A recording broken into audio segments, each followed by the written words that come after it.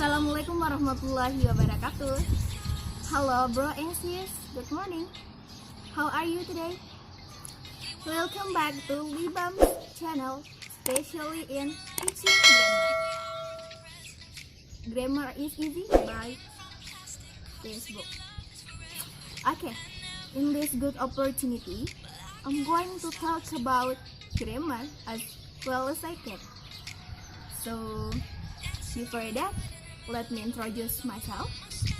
My name is Elviani, but in Libam, you can call me Sister Teresa.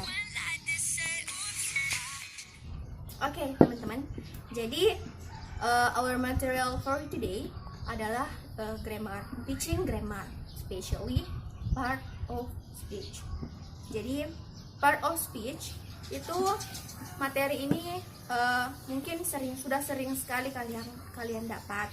Ini materi yang sangat common, sudah sangat berulang kali didapatkan dari kalian dari senior high school mungkin sampai sekarang. Nah, apa sih itu part of speech?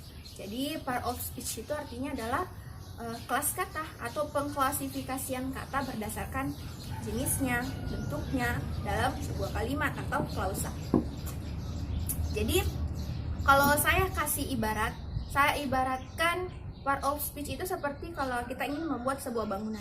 Kita ingin membuat sebuah rumah misalkan kita ingin membuat sebuah rumah. Nah, untuk membangun sebuah rumah banyak elemen-elemen yang dibutuhkan. Contohnya seperti kerikilnya, pasirnya, semennya, airnya untuk membuat sebuah bangunan yang utuh. Begitupun dengan part of speech, begitupun dengan kalimat. Part of speech ini yang berfungsi sebagai elemen untuk membuat sebuah kalimat yang utuh. Nah, jadi part of speech itu ada berapa? Ayo. Jadi part of speech itu ada 8. Ada jenisnya 8. Ada noun, adjective, verb, adverb, conjunction, preposition, dan seterusnya.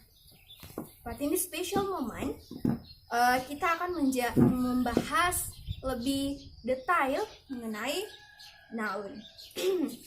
Oke guys, jadi ini dia. Saya sudah buat catatan sederhananya. Jadi ini materi noun yang sangat sederhana sekali. Ya. Noun. Secara sederhana, noun itu artinya adalah kata benda. Nah, yang mana sih yang dimaksud benda? Ini benda, buku benda. Benda itu banyak, ya. Ya, untuk lebih strukturnya kita akan menjelaskan yang pertama yang pertama definition, yang kedua adalah types atau kind, kemudian yang terakhir function atau fungsi daripada noun. Oke. Definisi dari noun. Noun is a thing and the basic building of sentence. These things can represent a person, animal, place, idea, etc. As I have explained, jadi noun ini artinya adalah basic atau dasar dari sebuah kalimat yang digunakan untuk menamai benda, menamai orang, hewan, dan masih banyak lagi yang bentuknya abstrak ataupun konkret. Nah, yang mana sih yang abstrak dan yang konkret? Yang abstrak itu seperti perasaan dia ke aku. Oke. Yang abstrak dan konkret nanti bakal kita jelaskan di types of noun. Okay.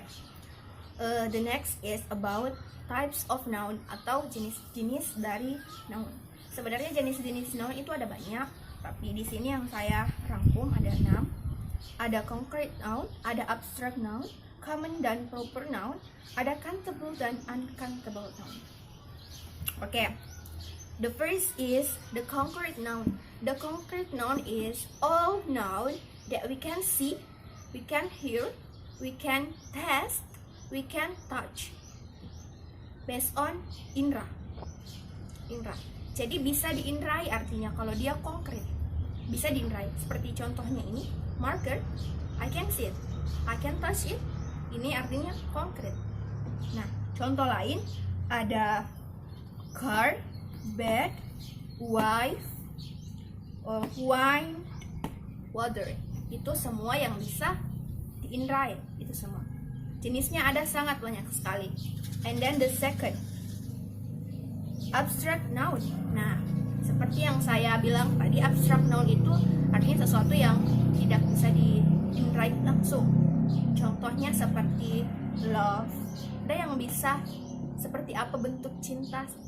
Apakah kalian bisa meraba bentuk cinta? Apakah kalian bisa memegang cinta? Tidak kan? Jadi itu yang dinamakan konkret. All noun that you can see, you can touch.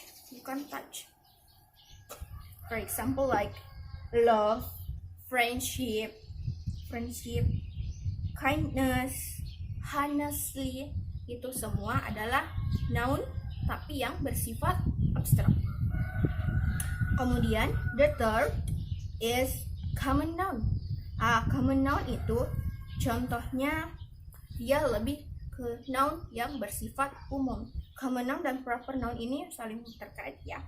Kalau proper noun dia lebih khusus. For example, abstract noun,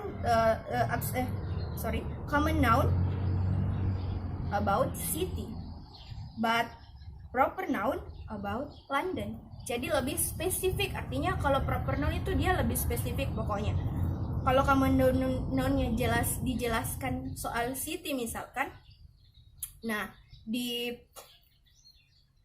proper noun dia lebih jelaskan tentang spesifik. Contohnya kota apa? Kota Pinrang City misalnya, Parepare City. Contoh yang lain ada religion, common noun-nya religion, kemudian proper noun-nya lebih. Well, we have learned about definition of noun, types of noun, and then the last is the function of noun atau fungsi daripada noun. Ini sudah berkaitan dengan pembentukan sebuah kalimat. Bagaimana fungsi noun sebagai subjek, objek, ataupun preposisi. Ya, oke. The first is sebagai subjek dalam suatu kalimat. Jadi noun bisa berfungsi sebagai subjek dalam suatu kalimat. Nah, for example, Tera tells Dinda her secret. Tera memberitahu Dinda rahasianya. Nah, di sini Tera dia berfungsi sebagai subjek dalam sebuah kalimat. Oke. The second is sebagai objek pelengkap di suatu kalimat. Dia berfungsi sebagai objek pelengkap. Sebenarnya objek lengkap dulu sebelum, tapi ini terbalik. It's okay. Sebagai objek pelengkap dalam sebuah kalimat. Nah, contohnya Sister Point is a doctor. Sister Point adalah seorang dokter. Nah, dokter di sini berfungsi sebagai objek pelengkap yang menjelaskan Sister Point. Jadi, noun juga bisa berfungsi sebagai objek pelengkap. The third is sebagai objek langsung. Ini tadi yang saya bilang tertukar posisinya. Objek langsung atau direct object. Nah, contohnya sebagai objek langsung, Irsan kicks the ball. Irsan menendang sebuah bola, menendang bola. Di sini bola berfungsi sebagai objek langsung karena ada kata kerja, ada menendang. Irsan menendang sebuah bola. And then the third is sebagai objek tidak langsung. Nah, noun juga bisa berfungsi sebagai objek tidak langsung. Seperti apa? Contohnya, she gave her mother a cake. Dia perempuan memberikan ibunya sebuah kue. Mother di sini berfungsi sebagai objek tidak langsung atau indirect objek tidak langsung. That's all the example. And then the last is the function of noun sebagai kata keterangan atau preposition. Contohnya, Fadil Muhammad has arrived at Central Bank. At Central Bank di sini berfungsi sebagai preposisi. preposisi yang menjelaskan tempat. Okay guys, okay bro and sis, that's all my explanation for today. I do hope that all of you understand. I'm so sorry if I speak so fast, karena saya memang sering bicara cepat. Saya berharap kalian bisa paham. Ini hanya materi sederhana sekali. Kalian bisa. Okay, bro and sis, that's all my simply explanation. Jadi itu penjelasan saya yang sangat sederhana mengenai noun, mengenai grammar, word of speech. Jadi I do hope that all of you more understand about this material. I'm so sorry if I made a mistake in my word. I'm so sorry because I speak so fast, karena saya memang terbiasa bicara cepat. Jadi so sorry. So guys, don't forget to like, comment, and subscribe. If you have a question you might ask about grammar. The last I say, the human without language like scorpion without poison. Manusia tanpa bahasa bagaikan kalajengking yang tak berbisa. Assalamualaikum warahmatullahi wabarakatuh.